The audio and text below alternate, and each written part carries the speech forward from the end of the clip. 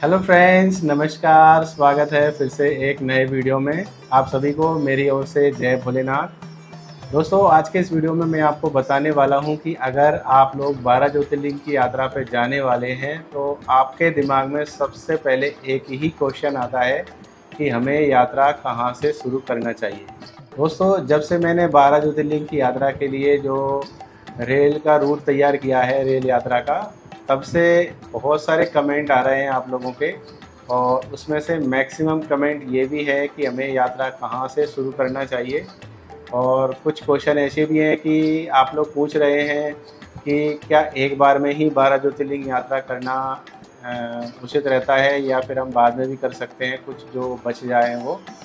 तो आपको बता दें कि ये आपकी इच्छा पे निर्भर करता है, आपके सामर्थ्य पे निर्भर करता है कि एक बार में ही आप यात्रा पूरी करना चाहते हैं या फिर आप जीवन में जब भी समय मिले, जैसे कि एक साल में आपने 1-2 ज्योतिर्लिंग कर लिया या फिर 4-5 कर लिए, ऐसे करके बारी-बारी से आप लोग 12 ज्योतिर्लिंग के दर्शन करना चाहते हैं। तो आप अपनी लाइफ में एक बार 12 ज्योतिर्लिंग यात्रा ज़रूर करें, चाहे वो एक साथ में करें या फिर 1-2 साल में, 3 साल में, 4 साल में, जब भी आपको समय मिले तब करें। और अगर आप एक बार में ही 12 ज्योतिर्लिंग के लिए जाना चाह रहे हैं तो इससे अच्छा भला और क्या हो सकता है। तो जो लोग एक बार में 12 ज्योतिर्लिंग की यात्रा करना चाहते हैं तो सोच रहे हैं दिमाग में कि सबसे पहले हमें कहाँ जाना चाहिए, तो उनके लिए ये वीडियो है कि आप लोगों को सबसे पहले कहाँ से यात्रा शुरू करना चाहिए। दोस्तों, वैसे तो आप अपनी यात्रा कहीं से भी शुरू कर सकते हैं। आपको पता ही है कि जो 12 ज्योतिर्लिंग हैं वो भारत के लगभग चारों हिस्से में है, पूरब, पश्चिम, उत्तर, दक्षिण में। वैसे कह सकते हैं कि अगर आप लोग 12 ज्योतिर्लिंग की यात्रा पे जा रहे हैं तो आपकी एक तरह से भारत भ्रमण की जो यात्रा है वो भी हो जाती है। वैसे भारत तो बहुत बड़ा है हमारा, 15-16 राज्य आप कवर कर लेंगे। जब हम लोग पूरब से लगा के पश्चिम और उत्तर से लगा के दक्षिण की यात्रा करते हैं तो ऐसा लगता है कि हमने भारत का भ्रमण कर लिया है।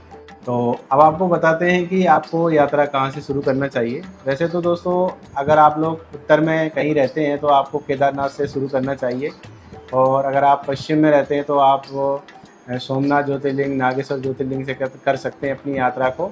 और दक्षिण में है तो रामेश्वरम से कर सकते हैं, या फिर आप पश्चिम में पूरब में हैं तो आप अपनी यात्रा जो देवघर ज्योतिर्लिंग है वहाँ से कर सकते हैं। लेकिन अगर आप मध्य भारत में रहते हैं तो आप कहीं से भी अपनी यात्रा शुरू कर सकते हैं।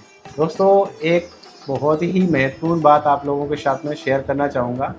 ये बहुत ही इम्पोर्टेंट टिप्स है कि अगर आप लोग 12 ज्योतिर्लिंग की यात्रा पर जाना चाह रहे हैं तो आप अपने पास में गंगा जल लेकर जाएँ। यानी आप लोग सबसे पहले जो केदारनाथ ज्योतिर्लिंग है वहाँ पे जाएँ, जिससे कि आप लोग गंगोत्री से जल भर सकते हैं या फिर आप लोग हरिद्वार से भी भर के ले जा सकते हैं।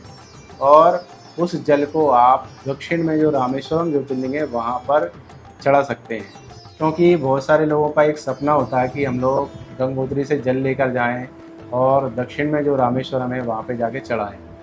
अगर आप लोगों ने ये कर लिया तो जीवन में बहुत बड़ा अचीवमेंट आप हासिल कर लोगे, क्योंकि ऐसा करना एक तरह से हिंदू धर्म के अनुसार बहुत बड़ी बात होती है। तो अगर आपसे संभव हो जाए, संभव हो सके तो आपको ऐसा ही करना चाहिए कि आप लोग पहले उत्तर में जाएँ, वहाँ पे हो सके तो गंगोत्री से जल लेकर आएँ, या फिर आप देवप्रयाग से भी जल ले सकते हैं जहाँ पे गंगा जी स्टार्ट होती हैं। मतलब जहाँ से अलकनंदा और भागीरथी का जो संगम होता है वहाँ गंगा जी बनती है, वहाँ से आप गंगा जल को लेकर के दक्षिण में जाएंगे तो ये बहुत बड़ी बात होगी। तो ये संभव तभी हो पाएगा दोस्तों जब आपकी जो यात्रा है वो महाराष्ट्र के सभी ज्योतिर्लिंग कर लें, इसके बाद गुजरात के कर लें, इसके बाद मध्य प्रदेश के कर लें, और फिर आप लोग उत्तर में पहुँचेंगे हरिद्वार।